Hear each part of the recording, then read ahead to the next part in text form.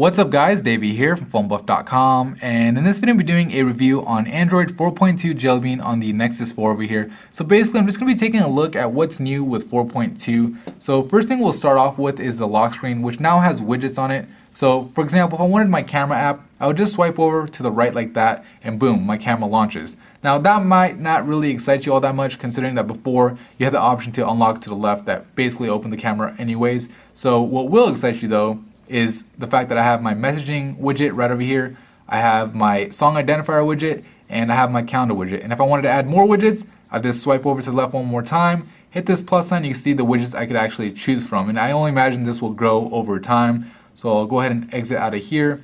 Next thing you'll notice right away is the time widget, or the clock widget should I say. So this is actually new and it comes pre-installed. This is not a third-party one, so you can see the UI actually looks different for the alarm app or the clock app.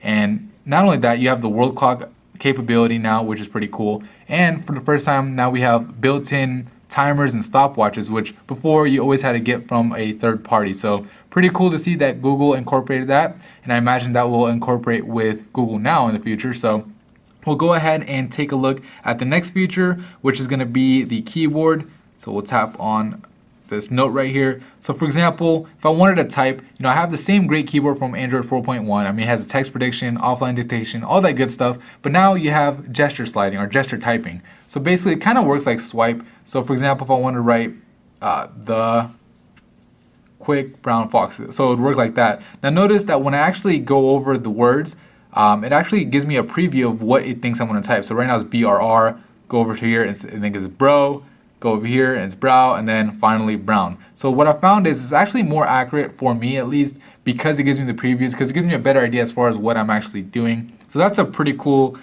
feature right here. Another thing is what it came built in. I'm not sure if it's something you could download right now, but it came built in with a emoji keyboard, which is called IWNN emoji, IME. So I go to choose input method, see emoji input right here. And basically, I have a whole bunch of emojis I could actually choose from. I could press this down and go faces and smileys, artifacts, activities, etc. So that's a pretty cool little feature as well. We'll go ahead and back out of here and look at the notification shade. So what's different with the notification shade now is that you have quick settings instead of just a shortcut to the settings. So when you tap this guy, you're gonna get your most commonly used shortcuts right over here. So I have my brightness, I have my carrier, my battery, airplane mode, Bluetooth, Wi-Fi, etc. And what I've noticed is it actually changes, at least this little bottom right icon. For example, right now I have an alarm set, it shows up. If I were to turn off that alarm, this would actually disappear. So that's a pretty cool little feature.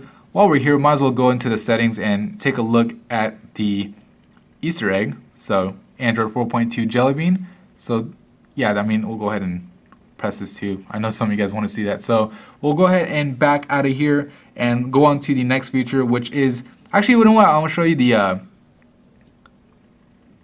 new animations when I multitask. So for example, when I press this button over here, it kind of like jumps down into the multitasking window, which is pretty cool. And also, since I opened Chrome, I might as well mention that it's actually now default. Before on 4.1, they had another browser and Chrome was basically a third-party app, or not third, but you'd have to download it from the Play Store. Now it doesn't come with any browser but Chrome, so it actually comes pre-installed, which is pretty cool. Next feature is the Daydream, or the screensaver. So basically, I'll go to display and show you that really quick. So see, they call it Daydream. Basically, it's kind of like a screensaver. So when you dock your phone or when you plug it in, you could actually set it to have this if you want. You could have your clock, bean finger, colors, currents, photo frame, photo table, whatever. I actually like the bean flinger, which basically when you plug it in, this is what shows up.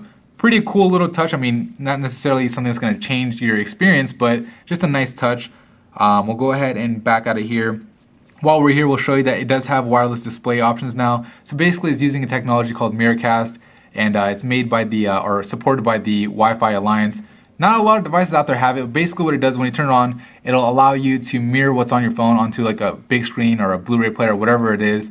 And it's kind of like Apple's AirPlay, but like I said, it's a technology that's pretty new right now, so it might grow in the future. And if it does, that would be great.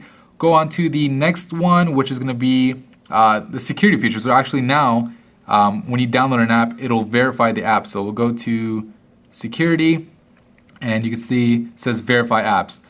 So you could check it or uncheck it, and basically it'll warn you before installing an app that may cause harm to your phone, which is definitely a plus. Definitely gotta like that.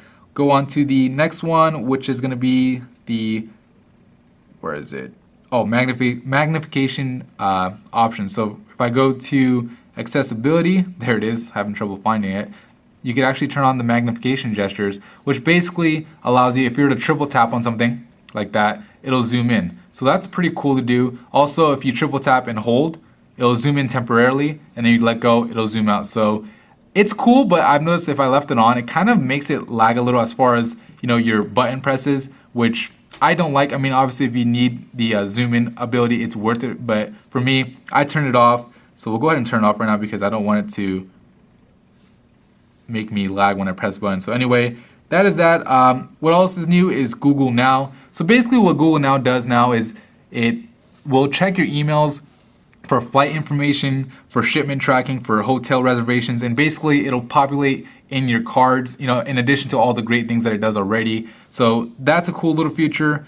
And what else am I missing? One of the more major new features is the camera app on Android 4.2. So not only does it actually look different, it actually works a little bit differently too. So for example, if I wanted to get to my camera settings, instead of having to reach over, you know, to the edges of the screen, which is kind of hard to do with these bigger screens, I can just tap anywhere in the screen and hold, and basically I have all my options. So for example, my exposure right here, front-facing camera right here. Worth mentioning too is now the camera app actually has HDR built in. I know that, you know, that's been available for a long time on third-party UIs, but hasn't been so on stock Android. Now it is. If I want to change my flash settings right here, if I want to go to my settings, I can do it right there. So pretty cool. While we're here, we might as well look at the next new feature, which is the photosphere mode. So if I tap this camera button, I could do, you know, a regular shot, video, panorama, or photosphere. Now when you tap on photosphere, basically what you can do is make like a Google Street View 360 picture. So it's not just like panorama, it's more than that. So for example, you can see it's almost like on a little virtual reality type screen right now, and I'll move it around. Now it's kind of hard to do because I don't really have a lot of space to work with, but we'll go ahead and take a look at one I did on a soccer field. So we'll go ahead and tap on this really quick, and you can see I did a 360 view of this soccer field at night. You can see it's not necessarily completely 100% accurate. I mean, it did kind of miss on these lines a little bit. Maybe I was moving around too much with the camera. I try to stay still though, but nonetheless, I mean, this is awesome. It took me a while to do this. I mean, it takes a bunch of pictures to do this, but a full 360 look at, you know, where you are. So I can imagine this could be really useful. I mean, not only is it cool, but I'm sure a lot of people and a lot of business professionals could use this. One example could be like a real estate professional. They want to, you know, take a picture of a house. Well, no better way to do it than this. So that's pretty cool. We'll go ahead and back out of here and also show you another thing within the camera, or more specifically the camera, you know, or the gallery, is the photo editing option. So now it's kind of more like Instagram. I mean, you have a whole bunch of different filters you could apply. So I'm sure a lot of you Instagrammers out there are going to love that.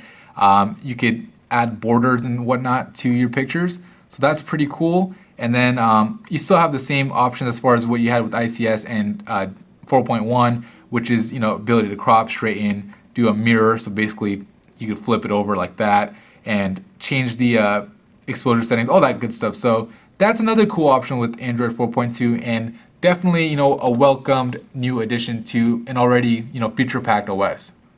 Another thing I noticed when I was playing around with the settings was the cell broadcast. So if we go under more, now you have a new option for cell broadcast. Basically, it'll alert you for emergencies. So you can actually check them or uncheck them if you want, like Amber Alerts, severe threats, extreme threats, etc. So pretty cool to have that. The app drawer now shows more icons. So if you were to take a look at the Galaxy Nexus running 4.1, you can see now we have more content displayed, which is awesome. I mean, you have high resolution displays, you have big displays, might as well show more icons at once. So it, you know, basically reduces the amount of scrolling you have to do from page to page. So that's definitely a nice touch. But that's pretty much it. Hopefully I'm not missing anything. I'm sure I am. If you guys have any questions on it, just leave a comment down below. Overall, I have to say I definitely like the update. You know, it's definitely one that's welcomed. It's not necessarily, you know, a huge update. It's just, I mean, that's why they kept the name Jelly Bean. It's just an incremental one, but definitely one that is much appreciated.